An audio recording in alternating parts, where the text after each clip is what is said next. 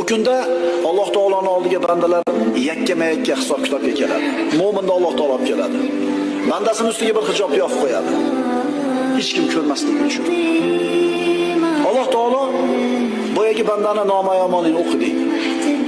O'qiydi, bitta savob 10 ta gunoh, bir qator savob 5 qator gunoh. Rangi o'zgarib, o'ziga kelib, aynib o'zgarib turganda kitobini o'qib bo'ladi, ahvoli nima ekanligini ko'radi banda. Alloh taolo aytadi: "Meni kotiblarim senga zulm qilmabdimi? Hammasi sening ishingmi? Hammasi o'zim ishim. Parvardigor halok bo'ldim" deydi.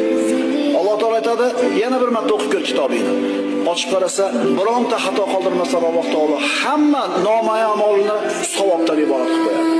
Shunda hijob ko'tariladi. Shunda boyagi gapni aytadi: "Ha, umuqro'u kitabiya. Ko'ringlar, mana meni kitobimda bironta ham gunohim yo'q" deydi. Vaholanki bor edi. Alloh taolo aytadi: "Ey bandam,